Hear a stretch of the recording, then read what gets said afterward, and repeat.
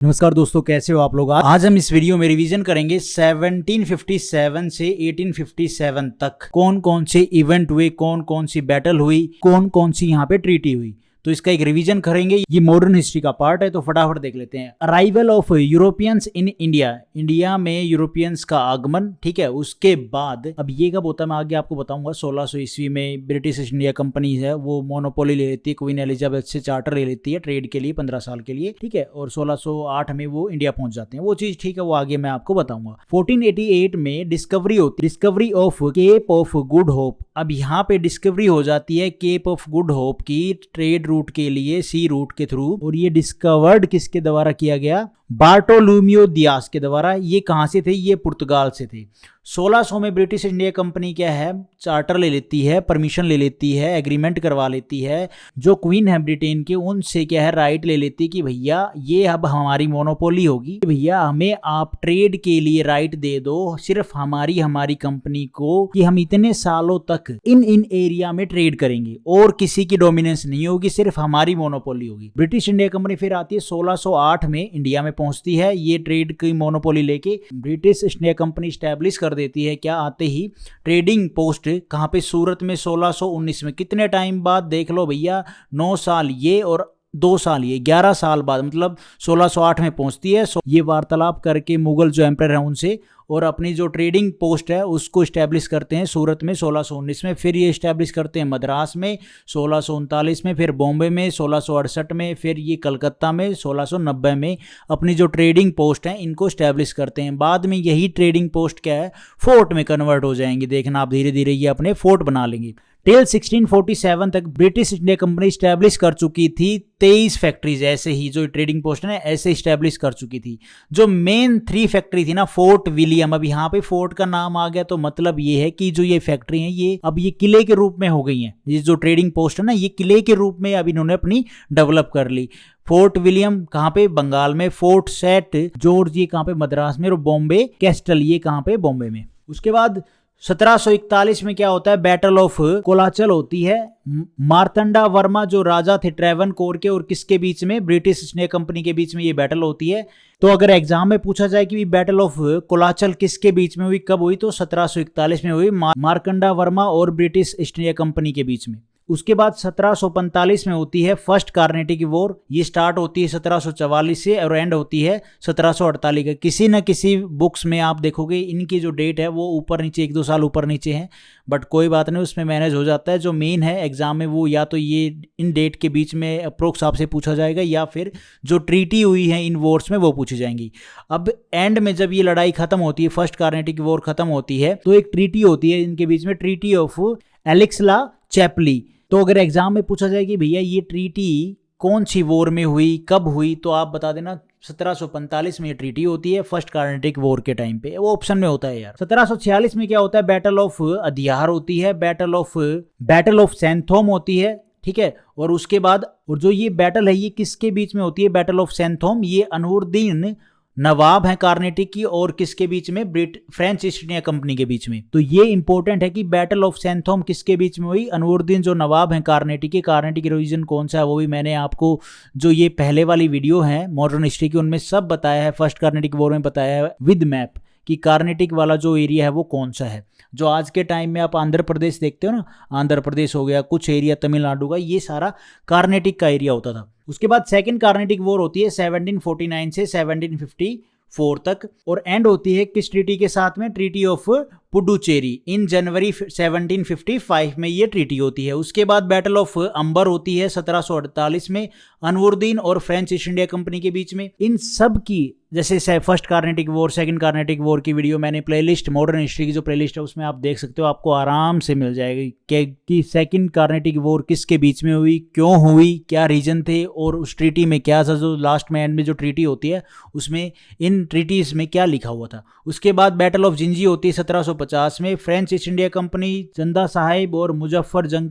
ये एक साइड थे, दूसरी साइड में थे ब्रिटिश इंडिया कंपनी, नासिर जंग और वल्लजा। इनके बीच में ये बैटल होती है, बैटल ऑफ जिंजी। काफी इंपॉर्टेंट बैटल है 1750 में। उसके बाद थर्ड कार्नेटिक वॉर होती है 1757 से 1760 3 तक। और ट्रीटी कौन सी होती है इस वॉर के एंड में? Treaty of Paris. उसके बाद बैटल ऑफ प्लासी हो जाती है 1757 में। और बैटल ऑफ प्लासी किसके बीच में होती है? ब्रिटिश इंडिया कंपनी और सिराज उद दीन दौला के बीच में, और सिराज उद दीन दौला हार जाते हैं इस बैटल में। बैटल ऑफ वांडीवास होती है 1766 में फ्रेंच ईस्ट इंडिया कंपनी और ब्रिटिश ईस्ट इंडिया कंपनी के बीच में, जिसमें फ्रेंच ईस्ट इंडिया कंपनी हार जाती है। बैटल ऑफ बक्सर होती है 1764 में शुजा उद दीन दौला, ये अलग हैं, ये अलग हैं, ये अलग हैं, ठीक है। शुजा उद दीन के बीच में, और एक साइड में है मीर कासिम और शाह आलम, ये तीनों एक साइड में, और एक साइड में ब्रिटिश इंडिया कंपनी, और British India company battle of Buxar में जीत जाती है। और कौन सी ट्रीटी होती है इस बैटल के एंड में? Treaty of Allahabad.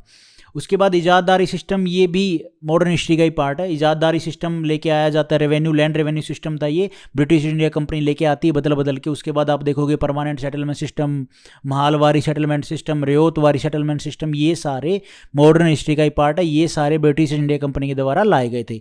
ये किसके द्वारा इंट्रोड्यूस किया? वॉन होस्टिंग के द्वारा 1772 में। उसके बाद परमानेंट सेटलमेंट सिस्टम आता है 1793 में। इंट्रोड्यूस किसने किया?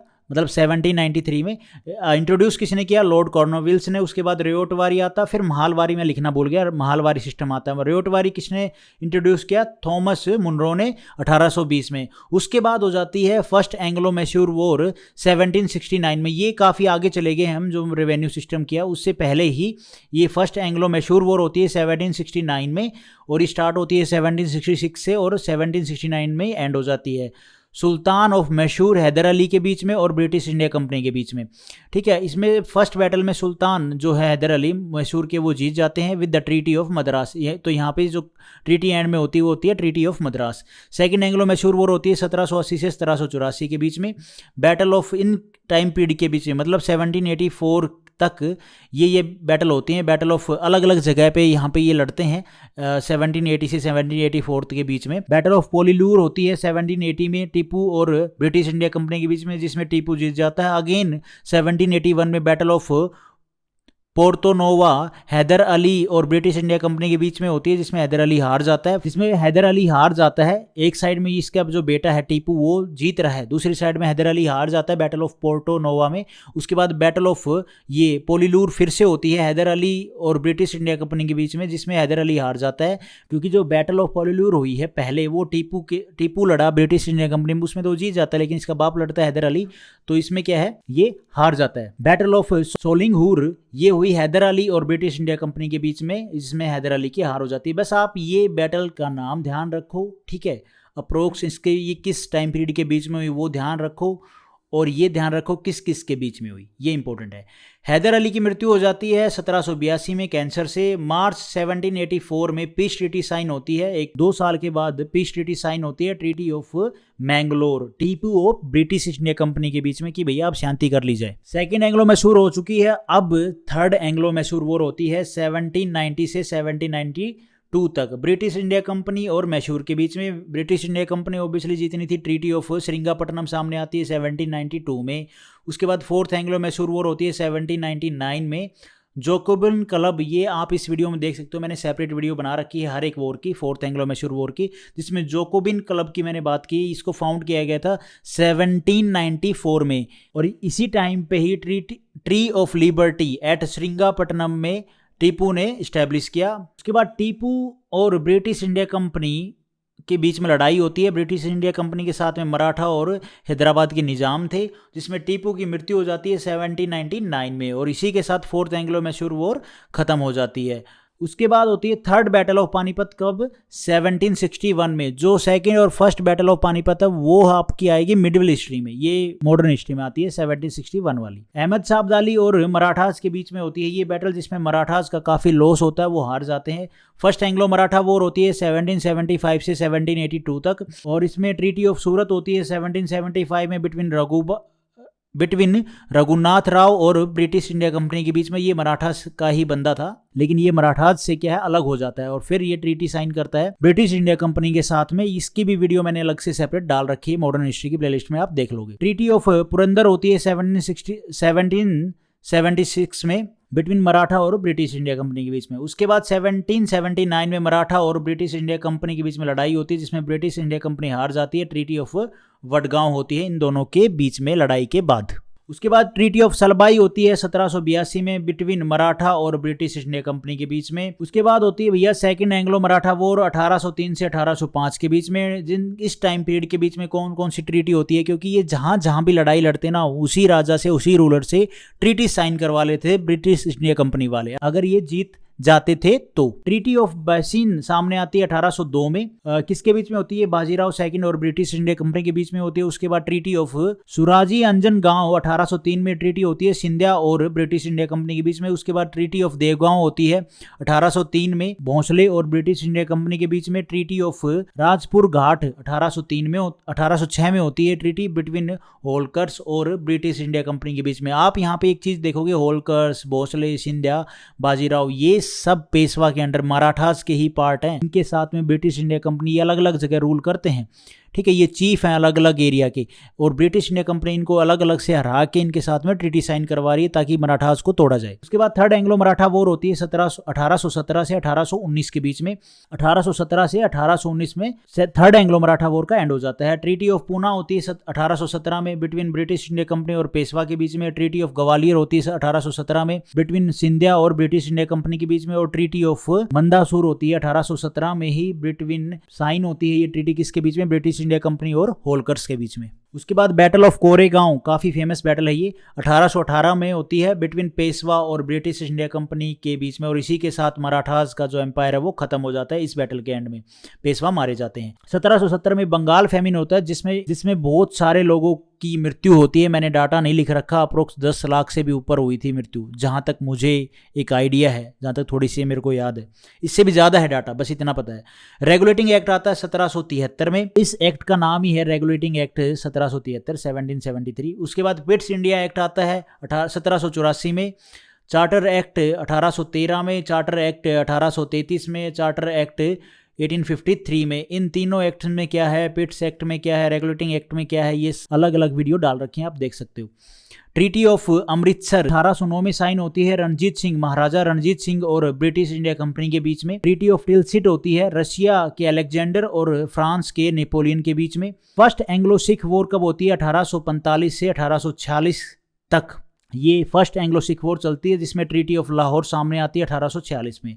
ट्रीटी ऑफ भैरोवाल ये साइन होती है ब्रिटिश इंडिया कंपनी और सिख के बीच में 1846 में। सेकंड एंग्लो सिख वॉर होती है 1848 से 1849 के बीच में। बैटल ऑफ रामनगर होती है, बैटल ऑफ चिल्लानवाला होती है, बैटल ऑफ गुजरात होती है, ठीक है। ये सेकंड एंग्लो सिख वॉर के ही बैटल हैं, पार्ट हैं। उसके बाद फर्स्ट एंग्लो अफगान वॉर होती है 1839 से 1842 तक। ये इसमें क्या है ना, एक ट्राइपर्टाइट ट्रीटी होती है किसके बीच में? महाराजा रणजीत सिंह, शाह शुजा के द्वारा और ब्रिटिश इंडिया कंपनी के बीच में। बस इतना ध्यान रखना इस ट्रीटी के बीच में, ये ट्रीटी किसके बीच में साइन हुई।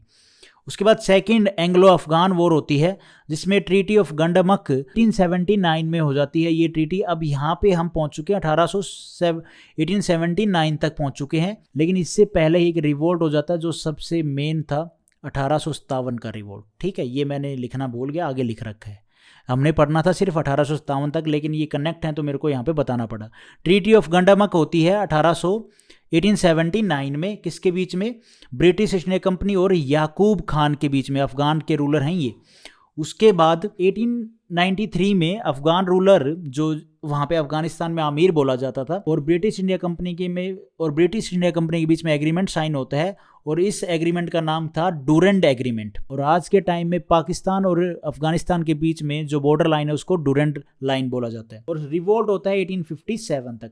देखो ये सारा एक रिवीजन था, किसकी लड़ाई कब हुई, कौन सी ट्रीटी साइन हुई। इससे भी इस टाइम पीरियड से 1757 से 1857 के बीच में और भी काफ़ी इवेंट है, और भी काफ़ी एमसीक्यू हैं जो बन सकते हैं, उसके ऊपर भी अपन रिवीजन करेंगे धीरे धीरे। Thank you for watching this video. Video आपको ठीक लगी तो लाइक करना, चैनल पे नए हो तो गाइस सब्सक्राइब करना।